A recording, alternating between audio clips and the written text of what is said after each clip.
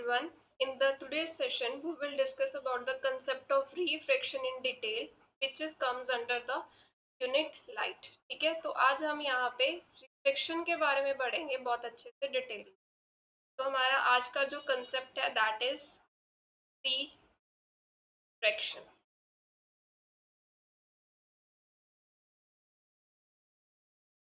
Refraction क्या होता है? When a ray of light passes through one medium to another medium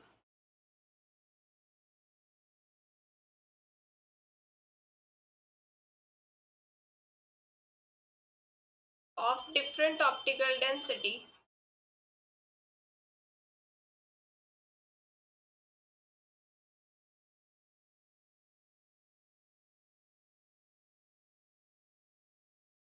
it bends। तो refraction हमारा ये फिनोमेना होता है कि जब एक रे ऑफ लाइट एक मीडियम से दूसरे मीडियम में जाती है, ठीक है, और दोनों मीडियम का क्या है, डिफरेंट ऑप्टिकल डेंसिटी होता है, तो ये रे ऑफ लाइट क्या हो जाती है, बेंड हो जाती है। ठीक है, अब इसको थोड़ा सा डिटेल में समझते हैं। ऑप्टिकल डेंसिटी का मतलब क्या होता है? यहाँ पे मैंने एक वर्ड लिखा है ऑप्टिकल डेंसिटी। ये जो दो मीडियम्स की बात कर रहे हैं हम कि एक मीडियम से दूसरे मीडियम में रे ऑफ लाइट जा रही है, ठीक है, जैसे मान लो ये बाउंड्री है, ये हमारा फर्स्ट मीडियम है, ये सेकंड मीडियम है, यहाँ से रे ऑफ लाइट ऐसे आई। अब जानना तो इसको ऐसे चाहिए था, बट ये क्या हो जाती है, डेविएट हो जाती है। ठीक है, डेविएट मतलब ये ऐसे नहीं जाती, ऐसे सीधा जाने की बजाय ये डेविएट हो जाती है इस पाथ से। कैसे? ये इस तरफ भी जा सकती है ऐसे, या फिर ये ऐसे भी जा सकती है। वो अभी हम देखेंगे कि किस सिचुएशन में कैसा होता है। ठीक है, तो ये जो बेंडिंग होती है, ये जो बेंडिंग है, ये किसकी वजह से हो रही है? ऑप्टिकल डेंसिटी की वजह से। ये दोनों मीडियम में क्या है, डिफरेंट ऑप्टिकल डेंसिटी। अब ये ऑप्टिकल डेंसिटी क्या होती है? ये हमें बताती है the ability of medium to reflect the ray of light. तो किसी भी मीडियम की कितनी एबिलिटी है कि वो उसको रिफ्लेक्ट कर सकती है रे ऑफ लाइट को, उसको हम बोलते हैं ऑप्टिकल डेंसिटी। और जो ऑप्टिकल डेंसिटी है किसी भी मीडियम के लिए हम कैसे डिसाइड करते हैं? On the basis of refractive index. Refractive index की हेल्प से ही हम ऑप्टिकल डेंसिटी को डिफाइन करते हैं। ठीक है, मीडियम के बारे में बताते हैं। On the basis of refractive index we define optical density.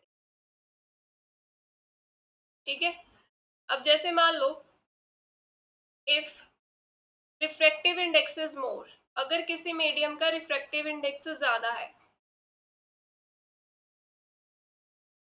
ठीक है, तो हम उस मीडियम को क्या बोलते हैं? Then that medium is optically denser medium.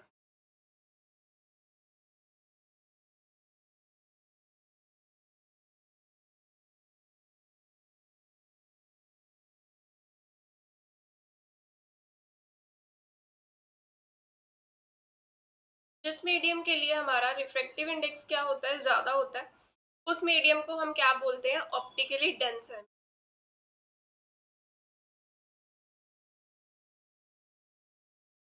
Point,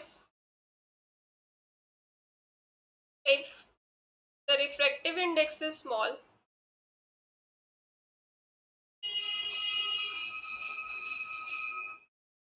that medium is known as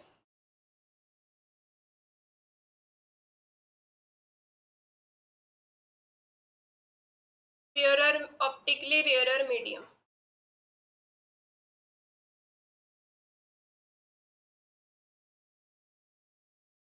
तो जिस मीडियम के लिए रिफ्रैक्टिव इंडेक्स की वैल्यू कम होती है उसको हम क्या बोलते हैं? Optically rarer medium. तो यहाँ पे क्या हो रहा है रिफ्रैक्शन में कि जो रे ऑफ लाइट है वो एक मीडियम से दूसरे मीडियम में जा रही है। तो एक मीडियम कौन सा होगा? रेयरर मीडियम होगा, दूसरा क्या होगा? Denser medium. दो टाइप के मीडियम हम यहाँ पे देख रहे हैं। ठीक है। अब वेलोसिटी कैसे चेंज होगी? रिफ्रैक्टिव इंडेक्स क्या होता है हमारे पास? इसको n से डिनोट करते हैं हम, that is c upon v। ये c क्या है? Speed of light in the vacuum upon speed of light in medium. ठीक है। अब जो c है, speed of light in vacuum, वो तो सेम रहेगा, उसकी वैल्यू तो फिक्स रहती है। रिफ्रैक्टिव इंडेक्स कैसे चेंज हो रहा है? किस पे डिपेंडेंसी आ रही है? इस पे आ रही है, velocity, speed of light in medium. ठीक है। अब जिस मीडियम का रिफ्रैक्टिव इंडेक्स ज्यादा है, ठीक है, इफ n इज लार्ज, मतलब रिफ्रैक्टिव इंडेक्स बड़ा है, तो v की वैल्यू क्या आएगी? स्मॉल आएगी। यानी कि ऑप्टिकली डेंसर मीडियम के लिए हमारा रिफ्रैक्टिव इंडेक्स ज्यादा आता है। ऑप्टिकली डेंसर मीडियम,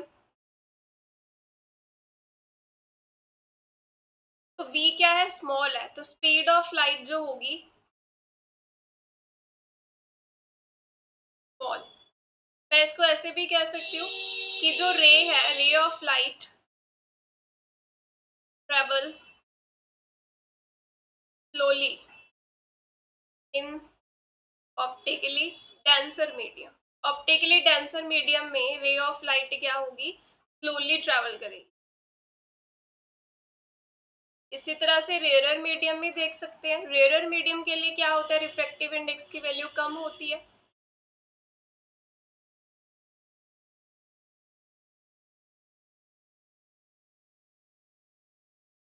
ठीक है, रिफ्रैक्टिव इंडेक्स की वैल्यू स्मॉल होती है। तो अभी हमने देखा रिफ्रैक्टिव इंडेक्स 1/v के साथ वेरी कर रहा है। अगर रिफ्रैक्टिव इंडेक्स स्मॉल है, तो ये जो स्पीड होगी, स्पीड ऑफ रे ऑफ लाइट, वो क्या मिलेगी? ज्यादा मिलेगी, क्योंकि इनवर्स रिलेशन है। तो दैट मीन्स यहाँ से हमें क्या पता चला कि ऑप्टिकली रेयरर मीडियम में, ऑप्टिकली रेयरर मीडियम, रे ऑफ लाइट ट्रेवल्स फास्टर। तो जिस मीडियम में रे ऑफ लाइट फास्टर ट्रेवल कर सकती है, वो ऑप्टिकली रेयरर मीडियम होता है। जिसमें वो स्लो ट्रेवल करती है, उसमें वो क्या होता है? Optically denser. अब हम यहाँ पे हमें ये तो पता चल गया कि किस कौन से मीडियम होते हैं, रेयरर और डेंसर। ये भी पता चल गया कि किस मीडियम में रे ऑफ लाइट स्लो ट्रेवल करती है, फास्ट ट्रेवल करती है। ठीक है। अब बेंडिंग देखते हैं। बेंडिंग कैसे देखनी है? बेंडिंग ऑफ रे, क्योंकि रिफ्रैक्शन हम तभी जान पाएंगे ना। ठीक है। तो फर्स्ट देखिए, अगर मेरे पास ये सरफेस बाउंड्री है, ये फर्स्ट मीडियम है, ये सेकंड मीडियम, मान लो ये फर्स्ट मीडियम रेयरर मीडियम है और ये सेकंड जो है दैट इज अ डेंसर। ठीक है। तब ये जो रे ऑफ लाइट है, ये कहाँ से आ रही है? रेयरर मीडियम से एंटर हुई, बाउंड्री सरफेस पे स्ट्राइक की। ठीक है। तो यहाँ पे जिस पॉइंट पे स्ट्राइक किया, मैं वहां पे नॉर्मल ड्रॉ कर देती हूँ। अब इसने, अगर ये मीडियम चेंज ना होता, तो ये ऐसे सीधा निकल जाती, बट ऐसा नहीं होता है क्योंकि मीडियम चेंज हो रहा है। तो यहाँ पे क्या होगा कि जब रे ऑफ लाइट रेयरर से डेंसर मीडियम में जाती है, तो it bends towards a normal. ये ऐसे जाएगी, नॉर्मल की तरफ बेंड होके जाएगी। ठीक है। When ray of light travel from rarer to denser, it bends towards a normal.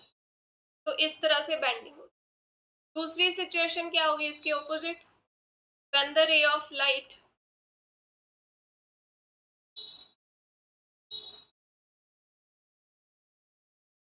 travels from denser to rarer, it bends away from normal।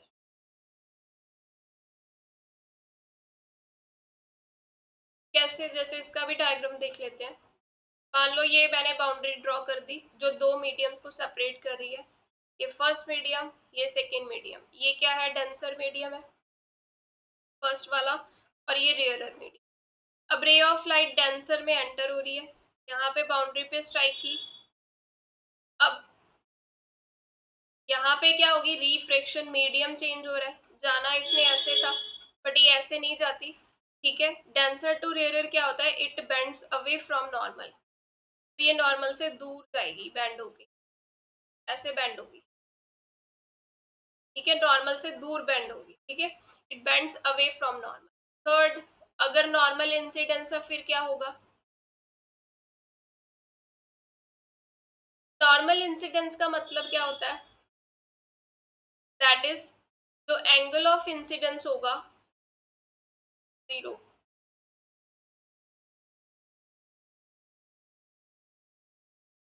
तो जो लाइट है वो बेंड नहीं होगी।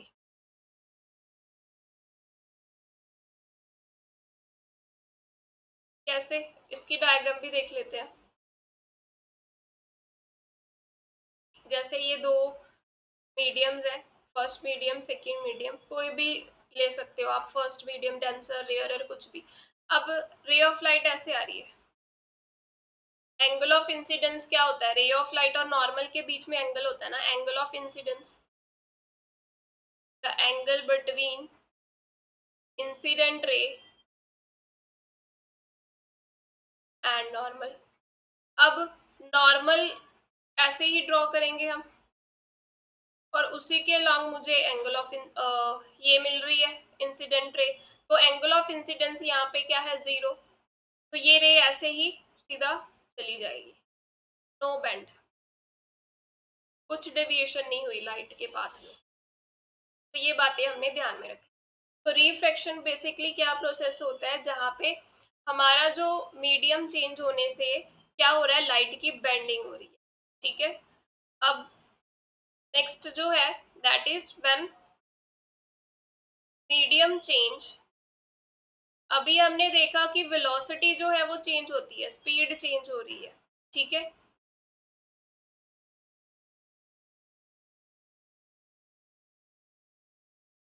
कि एक में वो स्लोली ट्रेवल कर रही है, एक में वो फास्टर ट्रेवल कर रही है। हमारे पास ये रिलेशन होता है v is equal to F lambda. अब ये जो v है ये मीडियम पे डिपेंड करती है कि ये चेंज हो रही है। ठीक है, तभी तो चेंज हो रही है क्योंकि ये डिपेंड्स ऑन द, यही बिहेवियर वेवलेंथ का होता है। वेवलेंथ भी चेंज होती है मीडियम के चेंज होने, it also depend on the medium.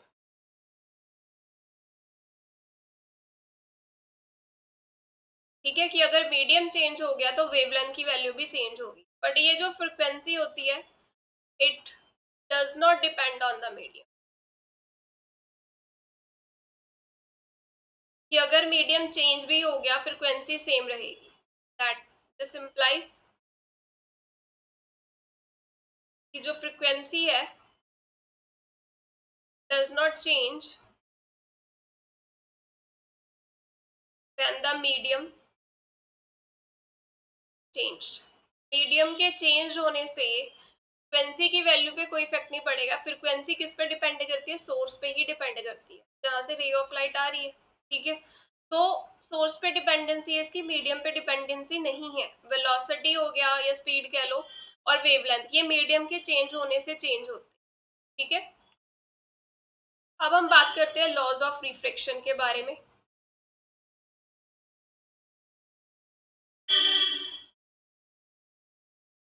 Laws of refraction में जो फर्स्ट लॉ है दैट इज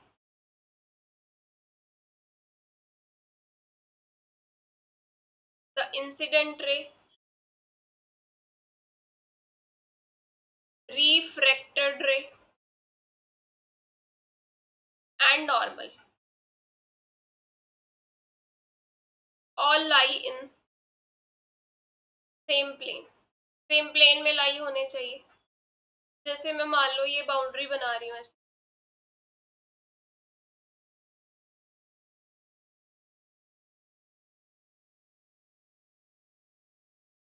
यहाँ से रे ऑफ लाइट आई ऐसे। अब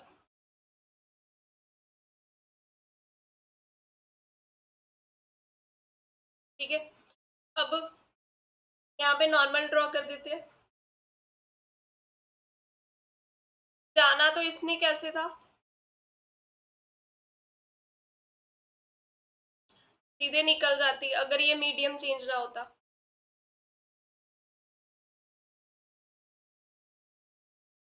ऐसे ये इसने ऐसे सीधा चले जाना था अगर मीडियम ना होता। तो अब ये बेंड होगी इस तरफ आ रही। मान लो कि ये रेयरर है, ये डेंसर है, बेंड्स टुवर्ड्स द नॉर्मल। ठीक है, अब ये जो तीनों है ये क्या है हमारे पास, इंसिडेंट रे, जो लाइट रे इंसिडेंट हो रही है। दिस इज द रिफ्रेक्टेड रे, और ये नॉर्मल जो हमने अपनी तरफ से बनाया है। क्यों बनाया जाता है, ताकि हम एंगल्स फाइंड कर सकें। ठीक है, और ये तीनों जो है ये सेम प्लेन में लाई करते हैं। दूसरा जो लॉ है, लॉ ऑफ रिफ्लेक्शन, उसको हम बोलते हैं स्नेल्स लॉ।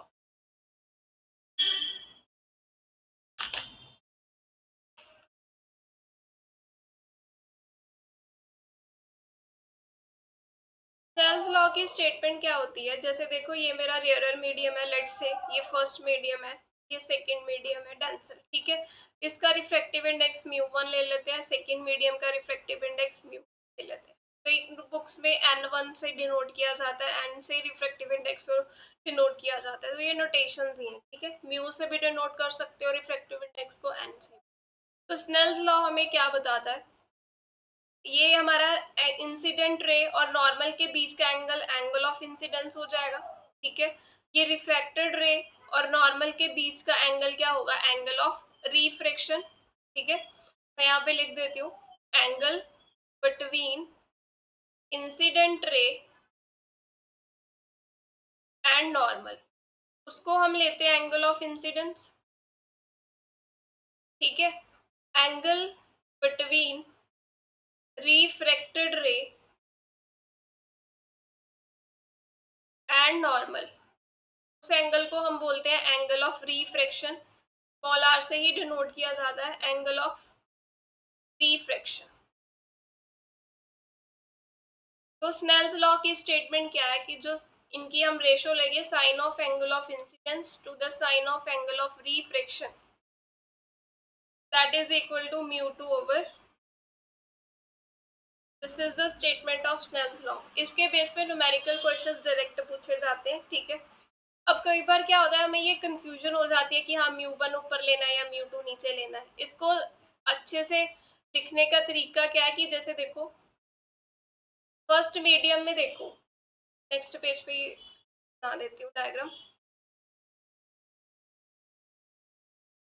जैसे ये फर्स्ट मीडियम है, ये सेकंड मीडियम है, इसका रिफ्रैक्टिव इंडेक्स μ1, इसका रिफ्रैक्टिव इंडेक्स म्यू। ये रे ऑफ लाइट ऐसे आई। ठीक है, ये मैं यहाँ पे नॉर्मल ड्रॉ कर देती हूँ, तो ये एंगल ऑफ इंसिडेंस बनेगा। ठीक है, और मान लो ये ऐसे चली गई, तो ये एंगल ऑफ रिफ्रैक्शन मिलेगा। अब जो फर्स्ट मीडियम है उसमें रिफ्रैक्टिव इंडेक्स कितना है, μ1, और उस मीडियम में एंगल कौन सा है, एंगल ऑफ इंसिडेंस, उसका साइन ले लेना है।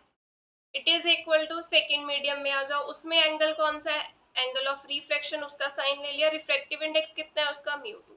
तो यहाँ से रेशो निकाल सकते हो आप, ये आपको वही मिलेगा स्नेल्स लॉ। तो कई बार कंफ्यूजन हो जाती है कि μ2 लेना है ऊपर, μ1 लेना है। इट्स बेटर कि आप पहले मीडियम असाइन कर लो, फर्स्ट मीडियम में आप रिफ्रैक्टिव इंडेक्स लिखो, उसको मल्टीप्लाई कर दो जो उस मीडियम में एंगल है। यहाँ पे एंगल कौन सा, एंगल ऑफ इंसिडेंस, तो sine of angle of incidence, इसको मल्टीप्लाई कर दिया, रिफ्रैक्टिव इंडेक्स मीडियम का कितना है यहाँ पे, μ1। फिर सेकेंड मीडियम में वो एंगल क्या है, यहाँ पे एंगल ऑफ रिफ्रैक्शन, उसका साइन लिया इनटू इट्स रिफ्रैक्ट। तो ऐसे लिखना बेटर है, क्योंकि रेशो फॉर्म में कई बार कंफ्यूजन हो जाता है। तो ऐसे भी याद रख सकते हैं न्यूमेरिकल क्वेश्चंस को सॉल्व करने। जैसे इसका एक क्वेश्चन देख लेते हैं। क्वेश्चन में क्या गिवन है हमारे पास कि ये जो रे ऑफ लाइट है ये ऐसे आ रही है,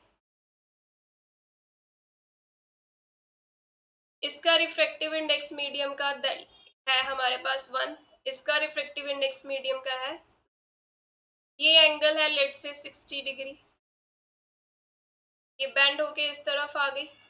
पूछा क्या गया है, angle of refraction, find angle of refraction. तो ये कैसे करेंगे, स्नेल्स लॉ से निकल जाएगा, इजिली फाइंड कर लेंगे हम। मेथड वही, पहले ऊपर वाले मीडियम, ये फर्स्ट मीडियम ले लेते हैं, सेकंड मीडियम। फर्स्ट मीडियम का रिफ्रैक्टिव इंडेक्स कितना है 1, उसमें एंगल क्या आ रहा है 60 डिग्री, उसका साइन ले लो, इक्वल टू सेकंड मीडियम का रिफ्रैक्टिव इंडेक्स कितना है √3, उसमें कौन सा एंगल आ रहा है, एंगल ऑफ रिफ्रैक्शन, वो r ले लिया। तो यहाँ से साइन 60 क्या होता है √3/2 इज √3 साइन r, ये √3 से √3 कैंसिल हो गया, साइन r किसके इक्वल आ गया 1/2, और साइन की वैल्यू 1/2 कहाँ पे होती है 30 डिग्री, तो एंगल ऑफ रिफ्रैक्शन कितना मिला 30 डिग्री। तो इस तरह से इस क्वेश्चन को हमने ऐसे डील कर, ठीक है।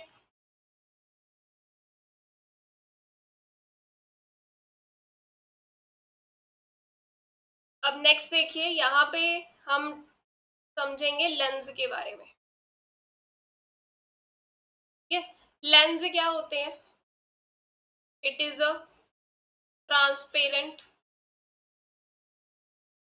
Refracting medium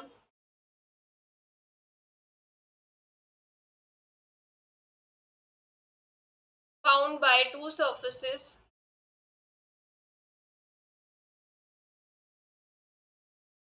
one of which must be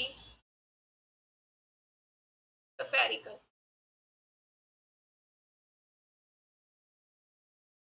lens क्या होता है, एक ट्रांसपेरेंट रिफ्रैक्टिंग मीडियम होता है, ठीक है। ट्रांसपेरेंट रिफ्रैक्टिंग मीडियम होता है, वो किससे बना हुआ है, दो सरफेसेस को जोड़ के बना हुआ है, ठीक है। उनमें से एक सरफेस कैसा होना चाहिए, स्फेरिकल होना चाहिए। जैसे अभी इसकी एग्जांपल से समझते हैं कि क्या मतलब है इस डेफिनेशन। देखो लेंस हमारे पास क्या है जो हमने अभी पढ़ने हैं, दैट इज कन्वेक्स लेंस, और एक हमारे पास होता है कनकेव लेंस। कन्वेक्स लेंस की शेप कैसी होती है, ऐसे, ये एजेस से क्या होता है थिन होता है, ठीक है, एजेस पे ये थिन होता है, और सेंटर में क्या होता है ये थिक होता है। बट कनकेव लेंस इसके ऑपोजिट होता है, ये शेप ऐसी होती है, ठीक है। ये एजेस पे क्या है थिक है, और सेंटर मिडल में से ये क्या होता है थिन होता है, ये ऑपोजिट। अब मैंने यहाँ पे डेफिनेशन में लिखा है कि ये ट्रांसपेरेंट रिफ्रैक्टिंग मीडियम होते हैं बाउंडेड बाय टू सर्फेसेस, दो सर्फेसेस को बाउंड करके ये लेंस बनते हैं। कैसे, ये देखिए ध्यान से, मैं यहाँ पे ड्रॉ करती हूँ। जैसे ये फर्स्ट सरफेस है, मैं इसका ये यहाँ पे सफियर कंप्लीट कर देती हूँ, ठीक है। इसी तरह से ये सेकंड वाला सरफेस है, ये वाला, इसका सफियर यहाँ पे कंप्लीट हो जाएगा।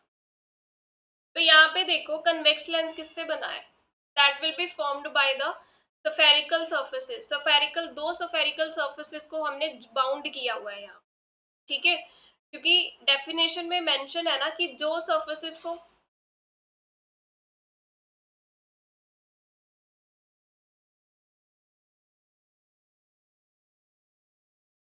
अब देखो यहाँ पे लेंस की जो डेफिनेशन मैंने लिखी है, दैट ये जो लेंस होते हैं जो हम पढ़ते हैं कि ये लेंस है कन्वेक्स लेंस, ये कनकेव लेंस, ये दो सर्फेसेस को बाउंड करके बना है। क्लियरली यहाँ से पता चल रहा है कि कन्वेक्स लेंस कैसे बना है, दो स्फेरिकल सर्फेसेस को बाउंड करके बना।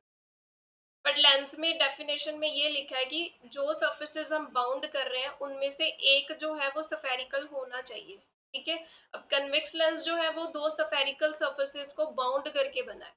अगर यहीं पे मैं कनकेव लेंस की बात करूं, यहाँ पे क्या हो रहा है, ये देखिए, अगर इस सरफेस के लिए मैं सफियर यहाँ पे कंपेयर बना दूं, कंप्लीट कर दूं, ये हमारा फर्स्ट स्फेरिकल हो गया, ठीक है, सरफेस, और ये वाला दूसरा, मतलब ये भी क्या है, कनकेव लेंस भी दो स्फेरिकल सरफेसेस को बाउंड करके, तो जिन सरफेसेस को बाउंड करके हम लेंस बनाते हैं उनमें से एक क्या होना चाहिए, स्फेरिकल तो होना ही चाहिए।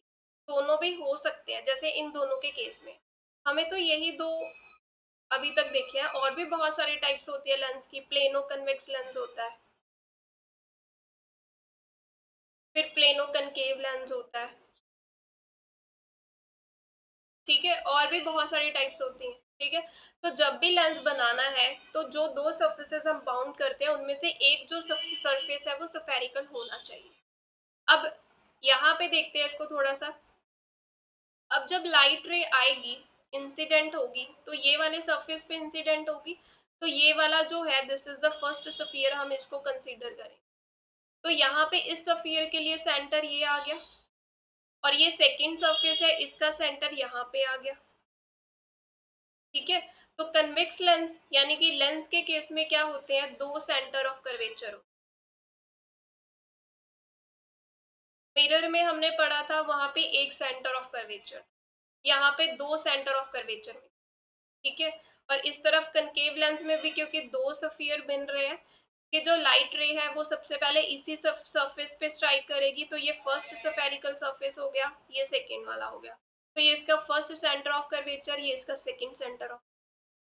इसी तरह से रेडियई ऑफ कर्वेचर भी क्या होंगे, यहाँ पे दो मिलेंगे रेडियई ऑफ कर्वेचर। ठीक है, R1 एंड R2। अब R1 किसको लेना है, R2 किसको लेना है, जिस सरफेस पे लाइट इंसिडेंट करेगी वो सरफेस आप फर्स्ट कंसीडर करोगे। अब जैसे ये वाली लाइट अगर कन्वेक्स लेंस पे ऐसे आ रही है, तो इस पे सबसे पहले आएगी।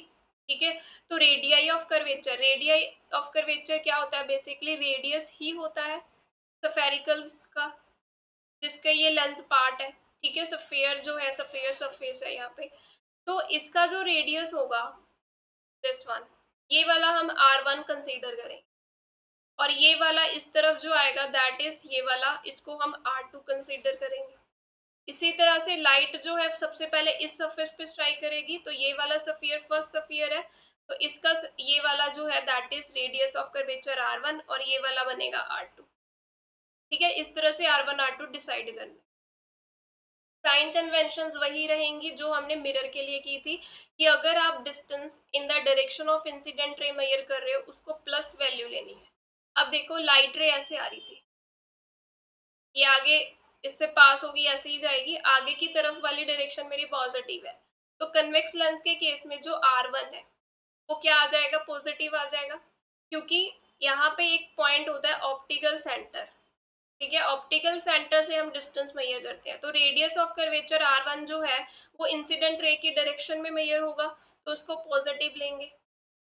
और जो R2 है वो हमारा रेडियस ऑफ कर्वेचर क्या है, ऑपोजिट डायरेक्शन में मेजर हो रहा है इंसिडेंट रे की। ठीक है, तो उसको हम क्या लेंगे, नेगेटिव लेंगे। तो इस तरह से विद साइन हमें R1 R2 जो है वो डिसाइड करना है। साइन कन्वेंशन सेम रहेगी जो मिरर के केस में हमने डिस्कस की। नेक्स्ट यहाँ पे मुझे बताना है आपको एक पॉइंट है, that is optical centre. Optical centre क्या होता है, a point through which when ray of light passes it does not bend या deviate। मतलब ये लेंस का एक ऐसा पॉइंट होता है जहां पे अगर उस पॉइंट से रे ऑफ लाइट पास करे तो वो डेविएट नहीं होती। जैसे मैं यहाँ पे कन्वेक्स लेंस ड्रॉ करूँ, प्रिंसिपल एक्सिस ये हो गई, प्रिंसिपल एक्सिस होती है जो सेंटर ऑफ कर्वेचर से पास कर रही हो। ठीक है, तो मान लो इसका ऑप्टिकल सेंटर यहाँ कहीं पे है, अगर रे ऑफ लाइट ऐसे आ रही है, ऑप्टिकल सेंटर से पास कर रही है ऐसे, तो वो सीधा ऐसे निकल जाएगी, मतलब अनडेविएट हो रही,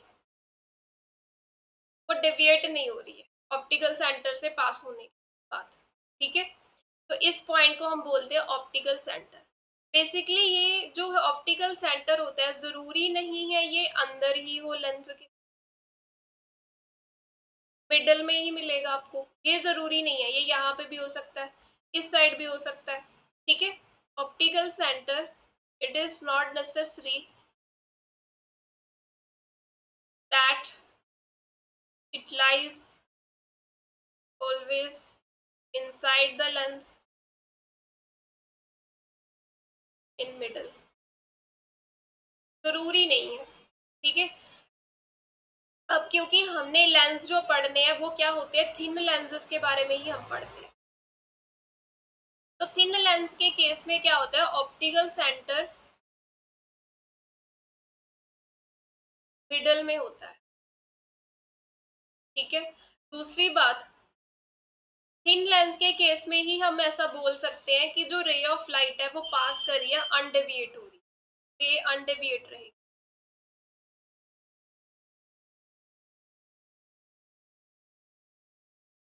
पासिंग थ्रू ऑप्टिकल सेंटर, क्योंकि जब हमें पता है कि ये क्या है, रिफ्रैक्टिंग मीडियम ही है हमारा, ऑब्वियस है रे ऑफ लाइट आ रही है, जब एंटर होगी तो मीडियम चेंज होगा तो डेविएशन तो होनी ही है, बेंडिंग होनी ही है। बट थिन लेंस के केस में क्या होता है, हमें देखने में ऐसे लगता है कि रे ऑफ लाइट जो है जब ऑप्टिकल सेंटर से पास कर रही है तो वो अनडेविएट हो गई। थिक लेंस में अगर हम इसको देखेंगे तो लाइट जो है वो कुछ ना कुछ डेविएट हो रही होती है, क्योंकि ऑब्वियस है मीडियम चेंज हो रहा है तो डेविएशन होनी ही होनी है। ठीक है। तो ये जो हम पढ़ रहे हैं कि हाँ ऑप्टिकल सेंटर एक ऐसा पॉइंट होता है जिसके थ्रू जब लाइट पास करती है तो वो डेविएट नहीं होती। ये किसके केस में बोल रहे हैं हम, थिन लेंस के केस में, क्योंकि हमने जो पढ़ने हैं वो थिन लेंस ही पढ़ने हैं। ठीक है। थिन लेंस में हमें देखने में क्या लगता है कि जब वो ऑप्टिकल सेंटर से पास कर रही होगी तो वो डेविएट नहीं होगी रे ऑफ लाइट। अब नेक्स्ट जो है that is the focus.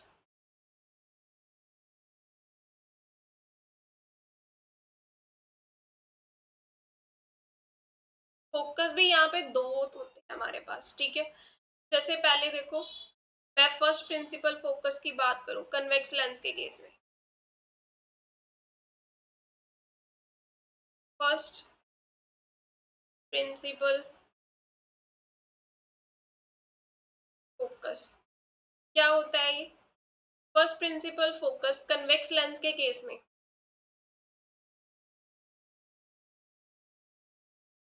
A point on principal axis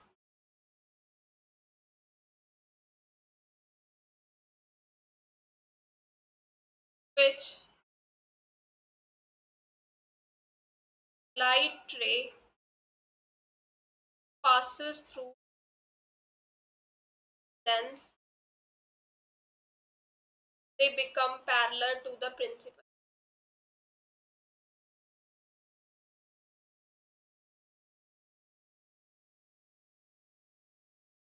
क्या मतलब है इसका, कि देखो यहाँ पे क्या होता है, एक ऐसा पॉइंट होता है प्रिंसिपल एक्सिस पे, जैसे मान लो ये वाला पॉइंट।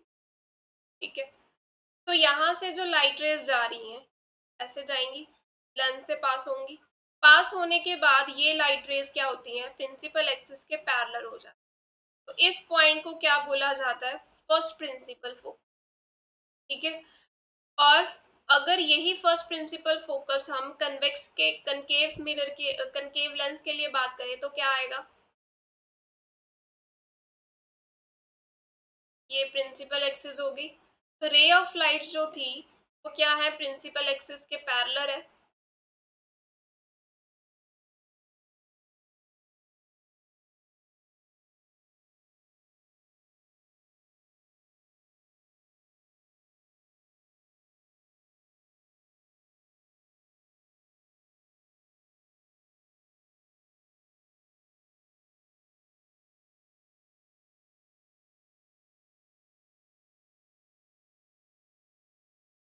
जैसे ये हमारा कनकेव लेंस है, इसके लिए हम फर्स्ट प्रिंसिपल फोकस स्टडी कर रहे हैं।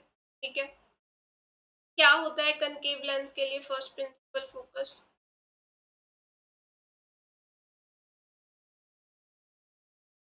कि ये जो रे ऑफ लाइट है, ठीक है, ऐसे जा रही है लेट्स से, अब जब ये लेंस के थ्रू पास होगी, जाना तो इसको ऐसे चाहिए था कि यहाँ पे फोकस होने चाहिए थे ये, बट जब ये लेंस से पास होती है ये ऐसे पैरेलल हो जाती है। दिस इज द, तो ये जो पॉइंट होता है यहाँ पे that is known as the focus. ये कनकेव लेंस का फोकस है, फर्स्ट प्रिंसिपल फोकस। ठीक है। कि यहाँ पे हमने हमारी जो रे ऑफ लाइट है ऐसे जा रही है और हमें लगता है कि वो यहाँ पे फोकस, यहाँ पे एक पॉइंट पे यहाँ के मीट करेंगी, बट यहाँ पे आने की बजाय ये क्या होती है, जब लेंस के थ्रू पास करती है ये पैरेलल हो जाती है। तो ये तो हमने इनको मिलाया यहाँ पे, तो यहाँ पे जो पॉइंट मिल रहा है जिसको, इसको हम क्या बोलते हैं, फर्स्ट प्रिंसिपल फोकस बोलते हैं, कनकेव लेंस। ठीक है। तो इसी तरह से हमारे पास क्या होता है, सेकेंड प्रिंसिपल फोकस होता है।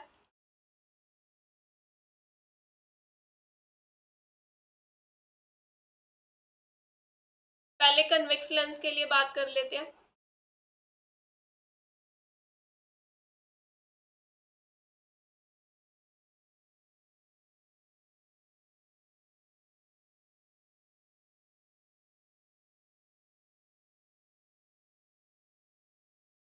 शेप बिगड़ गई।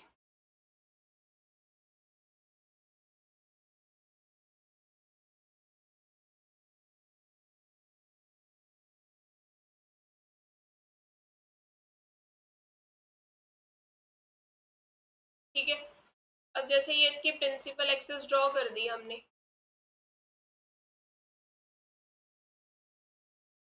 राइट। तो क्या होगा, जो रेज पैरेलल आ रही है प्रिंसिपल एक्सिस के ऐसे, वो जब लेंस से पास करेंगी, after passing through the lens, वो क्या होंगी, एक पॉइंट पे फोकस हो जाए, ऐसे बीट करेंगी एक पॉइंट। तो ये होता है इसका सेकंड प्रिंसिपल फोकस। ठीक है, कि जो रेज ऑफ लाइट है वो पैरेलल आ रही है प्रिंसिपल एक्सिस के, तो जब वो लेंस से पास होती है, लेंस से पास होने के बाद वो एक पॉइंट पे फोकस करेंगी, और जिस पॉइंट पे वो कन्वर्ज कर रही है उसको हम क्या बोलते हैं, सेकंड प्रिंसिपल फोकस। ठीक है, ये तो था कन्वेक्स लेंस के केस में कि जो रेज ऑफ लाइट है parallel to principal axis,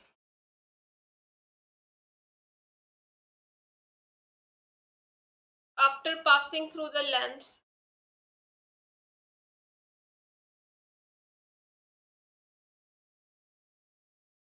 converge to a single point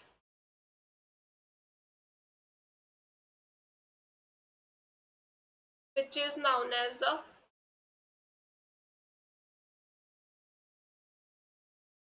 second principal focus। अगर यही चीज हम कनकेव में चेक करें,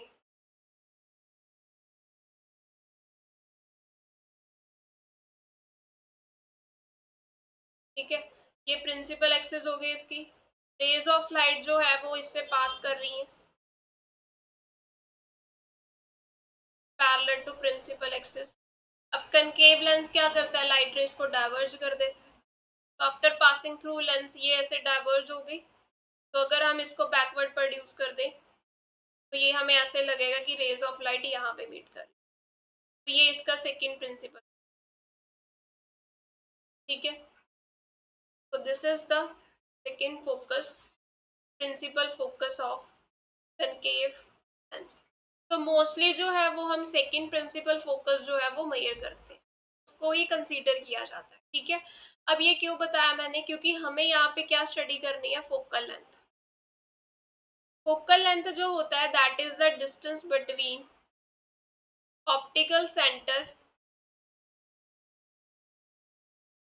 एंड द फोकस, के बीच का डिस्टेंस है ये। ठीक है, तो ये मान लो ये रहा इसका ऑप्टिकल सेंटर। कन्वेक्स लेंस के केस में हम ये डिस्टेंस इस तरफ मेजर करेंगे। ठीक है, तो ये क्या है, this is the focal length. और ये कैसी फोकल लेंथ मिल रही है, इंसिडेंट रे की डायरेक्शन में डिस्टेंस मेजर कर रहे हैं, तो कन्वेक्स लेंस के केस में फोकल लेंथ क्या आती है, पॉजिटिव फोकल। अगर मैं यहाँ पे बात करूँ कन्वेक्स के केस में, तो यहाँ पे ऑप्टिकल सेंटर से जब हम फोकस तक का डिस्टेंस मेजर करते हैं, यहाँ ऐसे, तो हम ऑपोजिट जा रहे हैं to the direction of incident ray. Incident ray तो आगे की तरफ जा रही है, ऐसे आगे की तरफ, हम डिस्टेंस मेजर कर रहे हैं पीछे की तरफ। ठीक है, तो ये जो फोकल लेंथ होती है इसके लिए नेगेटिव फोकल लेंथ आएगी कनकेव लेंस के लिए। तो ये बातें ध्यान में रखनी है कि कैसे फोकल लेंथ लेनी है, तो फोकस भी पता होना चाहिए। तो कन्वेक्स लेंस का फोकस इस तरफ होता है। ठीक है, ऐसे सेकंड प्रिंसिपल फोकस लेना है, इसका ये वाला फोकस लेना। अब हम बात करते हैं यहाँ पे इमेज फॉर्मेशन की। अगर बात करें डिफरेंट केसेस, जैसे हमने मिरर के लिए डिस्कस किए थे, इनके लिए भी वैसे ही बनते हैं, image formation by convex lens, उसकी बात करें अगर हम,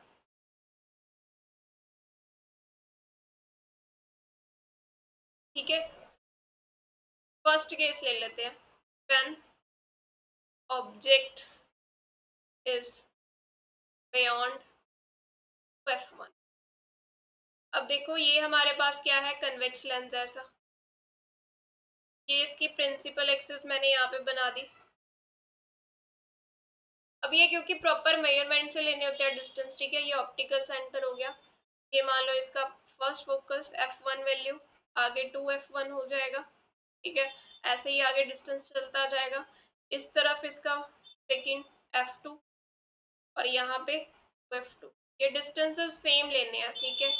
प्रॉपर मेजरमेंट से ये डिस्टेंस लेंगे, बना के देखेंगे रे डायग्राम, तो हमें प्रॉपर सही जगह पे इमेज मिलेगी।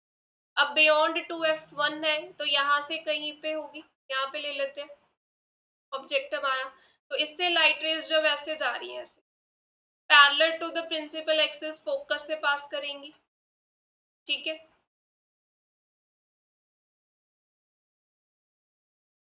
साइन कन्वेंशन रूल्स जो है वो वही रहेंगे। अब इसको फोकस से पास कर देते हैं।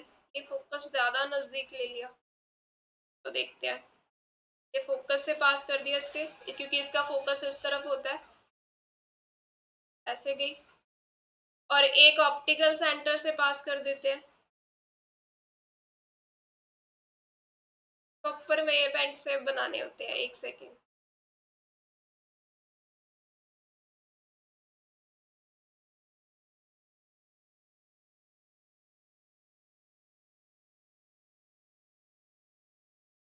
यहाँ पे ले लेते हैं F2, ले लेते हैं थोड़ा सा, जैसे वो थोड़ा इजी रहेगा बना।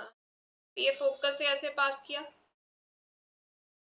ऐसे चली गई। फिर ऑप्टिकल सेंटर से पास करनी है। ऑप्टिकल सेंटर से पता है कि रे ऑफ लाइट सीधा ही निकल जाती है ऐसे, ठीक है, अनडेविएटेड। तो ये दोनों रेस यहाँ पे मीट कर रही हैं, तो यहाँ पे इमेज मिलेगी हमें। अब देखो ये ए बी ऑब्जेक्ट ऐसे है, यहाँ पे ए बी, तो इमेज कहाँ पे मिल रही है, बिटवीन F2 एंड F2, ठीक है, इमेज बन रही है, ठीक है। दूसरी बात कैसी देखने में मिल रही है, देखो इन्वर्टेड मिल रही है। इन्वर्टेड है तो रियल इमेज मिलेगी, क्योंकि थोड़ा सा यहाँ पे डिस्टेंसेस को लेके हो गया ना, ये डिस्टेंसेस सेम नहीं है मेजरमेंट्स। जैसे ये वाला डिस्टेंस मैंने ज्यादा ले लिया तो देखने में यहाँ पे ये बड़ी बन रही है, बट ये बड़ी नहीं बनती, ये डायमेंस्ड बनती है, छोटी साइज की बनती है,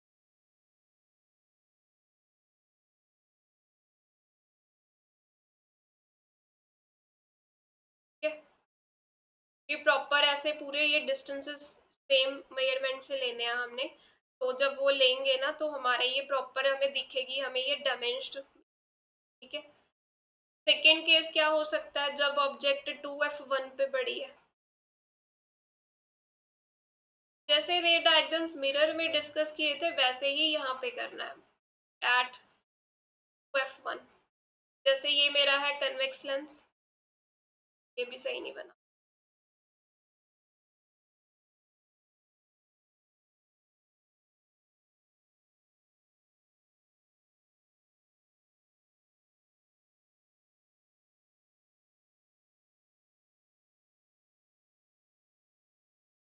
F1 पे ले लेते हैं, पे लेते हैं इसका। अब 2F1 पे है ऑब्जेक्ट, ठीक है। तो यहाँ से रे डायग्राम बना लेते हैं, ऐसे बने। ये ray parallel to principal axis, ये क्या हो जाएगी, फोकस से पास हो जाएगी। और एक जो है इसके ऑप्टिकल सेंटर से पास करवाएंगे, वो ऐसे में। तो ये 2F पे ही इमेज मिलेगी हमें यहाँ पे, 2F2, ठीक है। और दूसरा सेम साइज की मिलेगी, ये देखने में यहाँ पे बड़ी मिल रही है, वो जस्ट ये मेजरमेंट का ही चक्कर पड़ रहा है। प्रॉपर जब हम स्केल से लेके यहाँ पे इनको मीट करवाएंगे, मेजरमेंट लेके करेंगे, तो प्रॉपर हमें प्रॉपर साइज भी पता चलता है,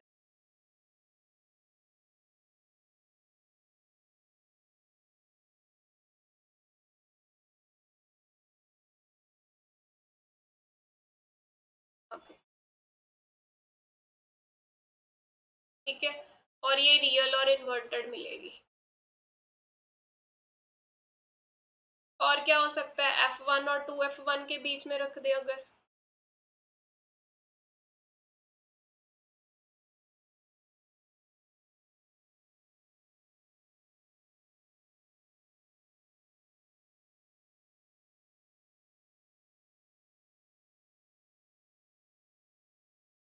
ये F1 ले लेते हैं, ये 2F1 ले लेते हैं। अब इसके बीच में है कहीं पे ऑब्जेक्ट, ये फोकस F2 ले लेते हैं, ये 2F, तो रे ऑफ लाइट जाएगी ऐसे, अब लेंस से पास किया, फोकस से पास हो जाएगी, ठीक है। ऑप्टिकल सेंटर से जानी चाहिए ऐसे, वो सीधा चली जाएगी अनडेविएटेड, ये ऐसे आगे जाके कहीं मीट, ऐसे यहाँ, तो यहाँ पे इमेज मिल रही है,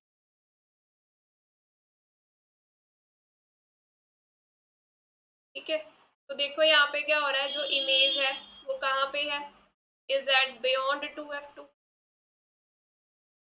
पर कैसी इमेज मिल रही है, रियल इन्वर्टेड, क्योंकि इन्वर्टेड इमेज तो दिख ही रही है, तो इन्वर्टेड इमेज हमेशा रियल ही होती है, क्योंकि देखो यहाँ पे रेज ऑफ लाइट अपने आप मीट कर रही है, हमने नहीं मीट करवाया, तो ये कैसी इमेज है, रियल इमेज है, ठीक है।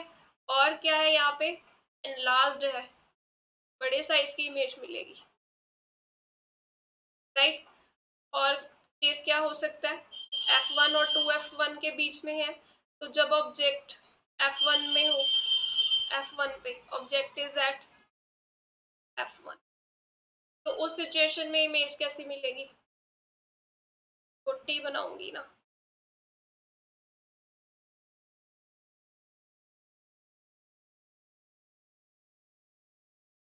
ये ऑप्टिकल सेंटर, ये F1 ले लिया, अब यहाँ पे आई,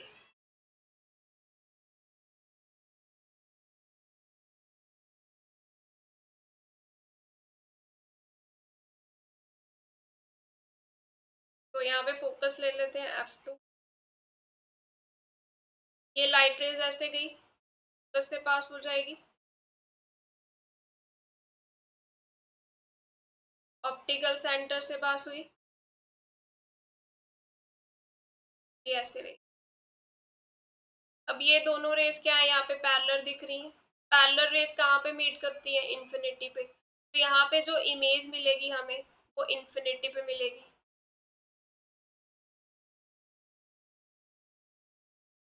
ठीक है। इमेज कैसी होगी, रियल होगी, इन्वर्टेड होगी, क्योंकि रेज अपने आप मीट कर रही है, तो ऑब्वियस रियल इमेज ही मिलेगी, डायमेंस्ड साइज की मिलेगी, सॉरी हाईली एनलार्ज्ड, बहुत दूर जाके मीट करेंगी ना, तो हाईली एनलार्ज्ड इमेज।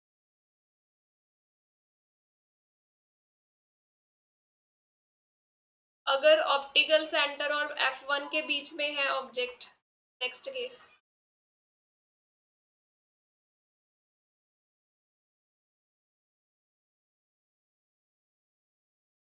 उस सिचुएशन में क्या होगा, जैसे ये हमारा लेंस है, लेंस ही सही नहीं बनता,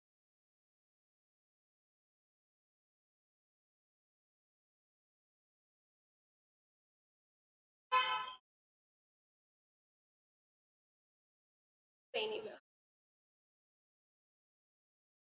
ये ऑप्टिकल सेंटर लेते हैं, ये F1 यहाँ पे ले लेते हैं, यहाँ के बीच में कहीं ऑब्जेक्ट, ये फोकस ले लेते हैं F2, ये 2F2, अब रे ऑफ लाइट ऐसे की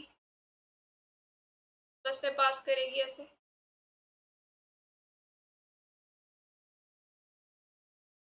ठीक है, और एक ऑप्टिकल सेंटर से पास करेगी अनडेविएटेड।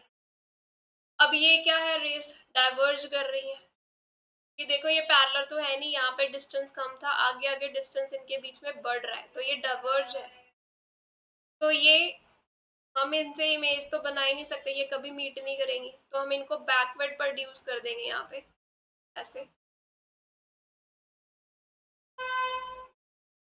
यहाँ पीछे कहीं जाके मीट करें, तो ये यहाँ पे इमेज मिलेगी,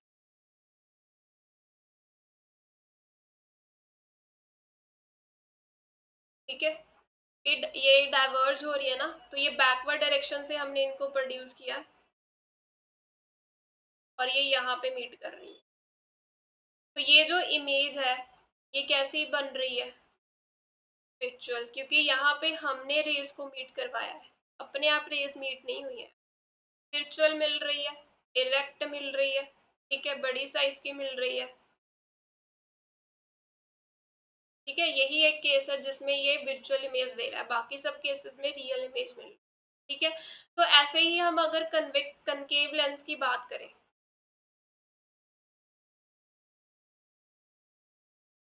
कनकेव लेंस में क्या होता है, अगर ऑब्जेक्ट इंफिनिटी पे है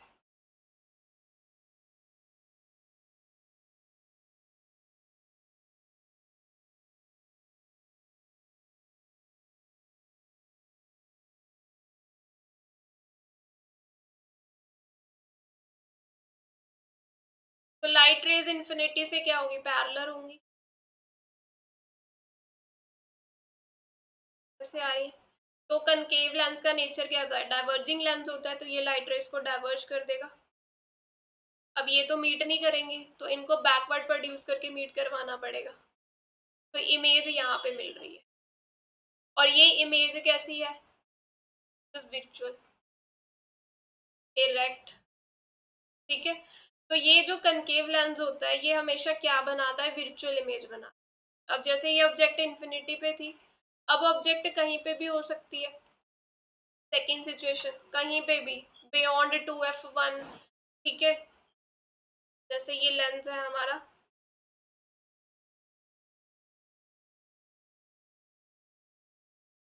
ये प्रिंसिपल एक्सिस, कहीं भी हो सकती है ऑब्जेक्ट, व्हेन ऑब्जेक्ट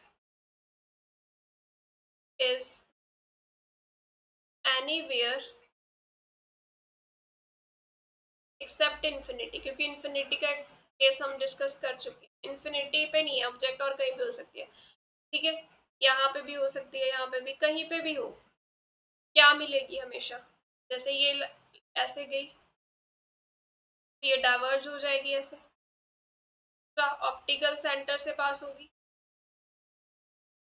तो ऑप्टिकल सेंटर से तो ऐसे ही वापस आ जाएगी, रिट्रेस करेगी पाथ, है ना, कि डेविएट तो होती नहीं है, कैसे जाएगी। अब इस रे को मैं ऐसे बैकवर्ड प्रोड्यूस कर दूं, तो ये दोनों यहाँ पे कट कर रही हैं, मीट कर रही हैं, तो यहाँ पे मुझे इमेज मिलेगी। तो अब देखो ये इमेज कैसी आ रही है, विजुअल, क्योंकि हमने मिलाया है रेस को, डायरेक्ट, और क्या है, स्मॉल इन साइज, तो यही नेचर मिलेगा हमें यहाँ पे इस सिचुएशन, ठीक है। तो ये हमारा इमेज फॉर्मेशन था लेंसेज के केस में। नेक्स्ट हमें डिस्कस करना है लेंस फॉर्मूला, जैसे मिरर फॉर्मूला डिस्कस किया था। लेंस फॉर्मूला क्या होता है हमारे पास, 1/f is 1/v minus 1/u। f क्या है यहाँ पे, फोकल लेंथ है, v यहाँ पे ऑब्जेक्ट का डिस्टेंस, सॉरी u होगा ऑब्जेक्ट का डिस्टेंस, डिस्टेंस कहाँ से मेजर करना है, फ्रॉम द ऑप्टिकल सेंटर, ठीक है। v क्या होगा, this is the position of image, image किस डिस्टेंस पे बन रही है, किस पोजीशन पे बन रही है, तो साइन कन्वेंशन के अकॉर्डिंग हमने इसको यूज करना है। देखो अगर तो कन्वेक्स लेंस का क्वेश्चन होगा तो फोकल लेंथ क्या लेंगे, पॉजिटिव, कनकेव लेंस में फोकल लेंथ नेगेटिव होती है, तो एफ की वैल्यू यहाँ पे नेगेटिव फिल करेंगे, जो डाटा हमें गिवन होगा, जो पूछा जाएगा वो हम यहाँ पे सब्स्टिट्यूट कर लेंगे और हम फाइंड कर लेंगे आंसर। जैसे एक क्वेश्चन देख लेते हैं, मान लो कन्वेक्स लेंस के लिए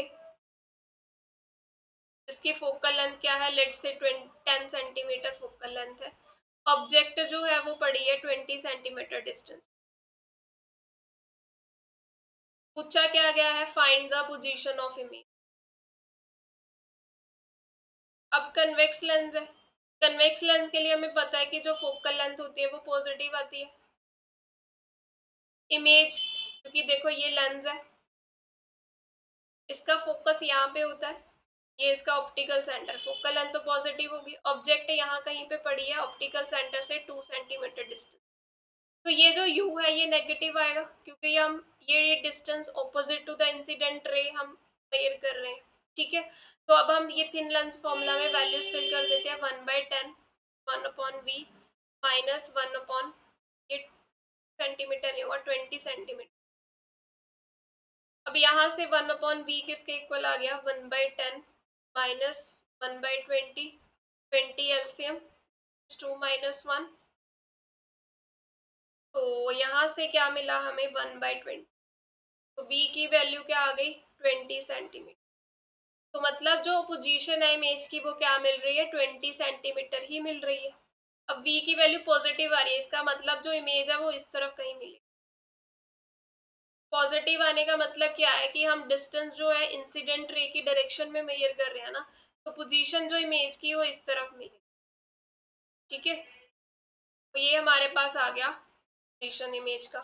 ऐसे हम यहाँ से फाइंड कर सकते हैं इमेज कैसी, हमें कैसे पता चलता है नेचर ऑफ इमेज, रियल है वर्चुअल है। रे डायग्राम हमेशा ना बनानी पड़े के लिए हम क्या करते हैं, यहाँ पे मैग्निफिकेशन फाइंड करते हैं। मैग्निफिकेशन m जो होता है that is the size of image,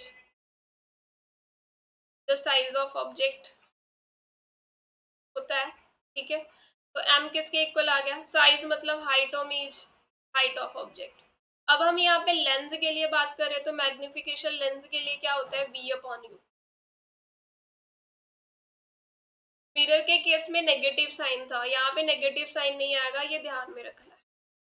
तो मैग्निफिकेशन की वैल्यू अगर तो पॉजिटिव आ रही है, पॉजिटिव कब आ सकती है कि जब आप हाइट ऑफ इमेज जो फाइंड कर रहे हो, जैसे इमेज भी ऐसी बन रही है ऑब्जेक्ट जैसे पड़ी है, तभी पॉजिटिव मिलेगा आपको।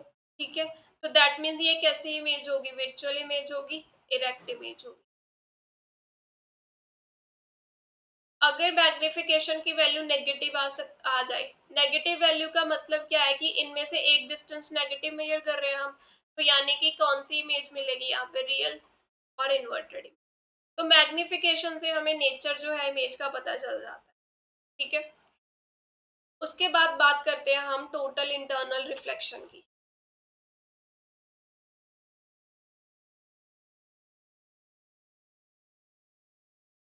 टोटल इंटरनल रिफ्लेक्शन क्या होता है प्रोसेस, देखिए जैसे मान लो मेरे पास ये क्या है, सरफेस है बाउंड्री की, ये डेंसर मीडियम है, ये रेयरर मीडियम। लाइट रे डेंसर से रेयरर जा रही है ऐसे, मैं यहाँ पे नॉर्मल ड्रॉ कर दिया, कोई एंगल ऑफ इंसिडेंस आई ले लिया। डेंसर से रेयरर जाते हैं तो क्या होता है, it bends away from normal, ये ऐसे थोड़ी सी बेंड होके इस तरफ चली। ठीक है, अब एंगल ऑफ इंसिडेंस और बढ़ा दिया, जैसे मैं यहाँ पे नॉर्मल ड्रा कर देती हूँ, एंगल ऑफ इंसिडेंस बढ़ा दिया, ये एंगल ऑफ इंसिडेंस बढ़ा दिया, तो ये और बेंड हो सी जाएगी ऐसे तरफ। तो जैसे जैसे एंगल ऑफ इंसिडेंस हम बढ़ाते जाएंगे, एक एंगल ऑफ इंसिडेंस ऐसा होगा कि जहां पे अगर हम लाइट रे इंसिडेंट करवा दें तो ये एंगल ऑफ रिफ्रैक्शन क्या मिलेगा हमें, 90 डिग्री। तो ये जो एंगल ऑफ इंसिडेंस होता है इसको बोलते हैं क्रिटिकल एंगल। कि जब हम रे ऑफ लाइट क्रिटिकल एंगल, जो हमारा एंगल ऑफ इंसिडेंस है उसकी वैल्यू हमें मिल जाए, ठीक है, कि जो एंगल ऑफ इंसिडेंस है कितना है, क्रिटिकल एंगल के इक्वल है, तब हमारे पास क्या होता है, एंगल ऑफ रिफ्रैक्शन क्या होगा, 90 डिग्री। तो रे ऑफ लाइट ऐसे अलोंग द सरफेस जा रही है। ठीक है, अब अगर एंगल ऑफ इंसिडेंस फर्दर बढ़ा दिया और इंक्रीज कर दिया, मतलब एंगल ऑफ इंसिडेंस ग्रेटर हो गया क्रिटिकल एंगल से, तब क्या होगा, जैसे ये वाली सिचुएशन है, क्रिटिकल एंगल से ज्यादा एंगल दे दिया यहाँ पे, तो क्या होगा, रिफ्रैक्शन नहीं होगी, नो रिफ्रैक्शन। अब ये जो रे ऑफ लाइट है ये रिफ्रैक्शन नहीं होगी, ये सेम मीडियम में वापस आ जाएगी, डेंसर से गई थी डेंसर में ही वापस आ गई। ठीक है, तो यहाँ पे क्या हो रहा है, रिफ्लेक्शन हो रही है, सेम मीडियम में आ रही है ना, रिफ्लेक्शन होती है और ये रिफ्लेक्शन देखो कैसी हो रही है, this is the reflection without mirror, हमने मिरर थोड़ी यूज किया यहाँ पे। तो जैसे ही angle of incidence greater than critical angle होगा तो क्या होगा, यहाँ पे हमारा कोई भी रिफ्रैक्शन नहीं होगा, जो रे ऑफ लाइट है वो सेम मीडियम में वापस आ जाएगी, रिफ्लेक्शन होगी। तो इसी को हम क्या बोलते हैं, टोटल इंटरनल रिफ्लेक्शन।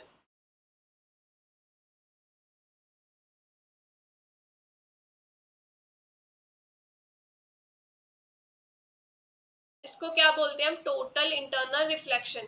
कि जब हमारा angle of incidence greater than critical angle हो जाता है तो रिफ्रैक्शन नहीं हमें मिलती, वहां पे रिफ्लेक्शन हो जाती है कि जो रे ऑफ लाइट है वो वापस सेम डेंसर मीडियम में ही आ जाती है। ठीक है, ये फिनोमिना क्या होता है, टोटल इंटरनल रिफ्लेक्शन। अब यहाँ पे दो कंडीशंस होनी चाहिए टोटल इंटरनल रिफ्लेक्शन होने के लिए। सबसे पहले तो जो रे ऑफ लाइट है वो ट्रेवल करनी चाहिए, ray of light travel from denser to rarer medium, denser to rarer medium में रे जानी चाहिए, ठीक है। दूसरी कंडीशन क्या है यहाँ पे टोटल इंटरनल रिफ्लेक्शन की, कि जो एंगल ऑफ इंसिडेंस है it is greater than critical angle, critical angle से ज्यादा एंगल ऑफ इंसिडेंस होना। अगर ये दोनों कंडीशंस हमें मिल रही हैं तभी टोटल इंटरनल रिफ्लेक्शन जो की प्रोसेस जो है वो पॉसिबल हो, ठीक है। अब इसकी एग्जांपल क्या है, सबसे अच्छी एग्जांपल यहाँ पे है ऑप्टिकल फाइबर। अब ऑप्टिकल फाइबर तो सुना ही है सबने, ऑप्टिकल फाइबर किस पर्पस के लिए यूज किया जाता है, for the transmission of signals, signal को सेंड करने के लिए। अब सिग्नल कोई भी फॉर्म में हो सकते हैं, जैसे हम इजीली ऑडियो सिग्नल भेजते हैं, वीडियोस भेजते हैं एक दूसरे को, है ना, इंटरनेट से बहुत इजी हो गया है मैसेज कन्वे करना। तो ये जो सिग्नल की ट्रांसमिशन होती है ये फास्ट होती है, किसकी वजह से, for the transmission of signal,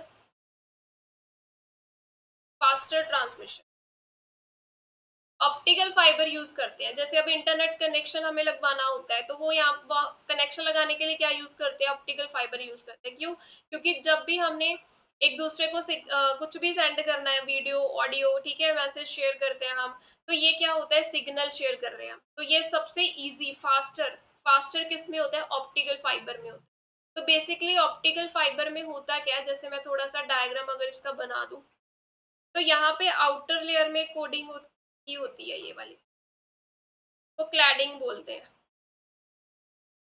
और ये अंदर वाली को बोलते हैं कोर, ये होती है क्लैडिंग। इसका रिफ्रैक्टिव इंडेक्स क्या होता है, कम होता है, कोर का रिफ्रैक्टिव इंडेक्स ज्यादा होता है। अब जब लाइट रे जो सिग्नल है वो एंटर कर रहा है ऐसे, अब यहाँ पे क्या होगी, रिफ्रैक्शन होगी, ठीक है। ये जो क्लैडिंग है ये वाली, इसका रिफ्रैक्टिव इंडेक्स कम है, तो यानी कि ये रेयरर मीडियम की तरह एक्ट करेगी। और ये जो कोर है ये इसका रिफ्रैक्टिव इंडेक्स ज्यादा है, तो ये डेंसर मीडियम बन गया। अब देखो डेंसर से रेयरर जा रही है रे, फर्स्ट कंडीशन मिल गई। तो ये जो सिग्नल है ये कैसे सेंड होता है यहाँ पे, किस एंगल ऑफ इंसिडेंस पे, ग्रेटर देन क्रिटिकल एंगल, मतलब ये ऐसे ही सिग्नल इस एंगल पे इंसिडेंट होता है, तो यहाँ से ये सिग्नल इस तरफ आ जाएगा, टोटल इंटरनल रिफ्लेक्शन होगी। अब यहाँ पे फिर से इसकी क्या होगी, टेंसर से रेयरर जा रही है, दूसरा एंगल ऑफ इंसिडेंस क्या है, क्रिटिकल एंगल से ज्यादा है, तो ये सिग्नल फिर से वापस इस मीडियम में आ गया। तो इस तरह से क्या हो रहा है, टोटल इंटरनल रिफ्लेक्शन से सिग्नल ट्रांसमिट हो रहे हैं ऑप्टिकल फाइबर की हेल्प से। तो ये टोटल इंटरनल रिफ्लेक्शन फिनोमिना के ऊपर काम करती है ऑप्टिकल फाइबर, ठीक है। दूसरी एग्जांपल क्या हो सकती है, मिराज की, और भी बहुत सारी एग्जांपल है। मिराज हो गया, हमें ये हॉट समर डे में ऐसा लगता है ना कि हाँ ये चीज वहां पे प्रेजेंट है, बट जब कोल नजदीक जाके देखते हैं तो वो चीज वहां पे प्रेजेंट ही नहीं होती। तो ये किसकी वजह से होता है, मेरा that is the total internal reflection. और क्या एग्जांपल हो सकती है, हमारा जो डायमंड है, ठीक है, वो स्पार्कलिंग ऑफ डायमंड, वो बहुत शाइनिंग करता है। तो ये शाइन क्यों करता है, क्योंकि डायमंड में क्या होते हैं, ऐसी उसकी कट लगाए होते हैं कि जब लाइट ऑफ रे उसके अंदर जा रही होती है तो लाइट ऑफ रे किस एंगल पे इंसिडेंट करती है, at the angle greater than critical angle. फिर उसके अंदर क्या होती है, टोटल इंटरनल रिफ्लेक्शन, जिसकी वजह से हमें डायमंड जो है उसकी स्पार्कलिंग दिखती है कि डायमंड बहुत चमक रहा है, वो इसी प्रोसेस की वजह से होता है। This is the total internal reflection process, ठीक है। अब एक कंसेप्ट और यहाँ पे बचता है, दैट इज द ब्राइल सिस्टम। ये जो ब्राइल सिस्टम होता है ये क्या होता है, ये सिस्टम जो होता है ये होता है उन पर्सन्स के लिए जिन जो ब्लाइंड होते हैं, system that is for visually challenged persons,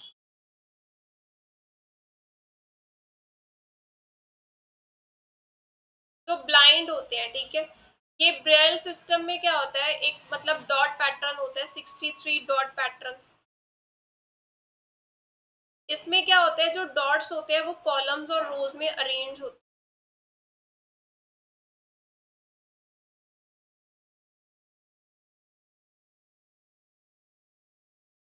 ठीक है, और ये जो डॉट पैटर्न जो अरेंज किए जाते हैं, ठीक है, ये हर एक डॉट जो होता है, ईच डॉट और पैटर्न, डॉट पैटर्न, ये क्या रिप्रेजेंट करता है, और सिंगल करेक्टर को रिप्रेजेंट करते हैं ये। ठीक है, जो जो हम पढ़ते हैं, जैसे कॉम्बिनेशन ऑफ लेटर्स को, एक लेटर को,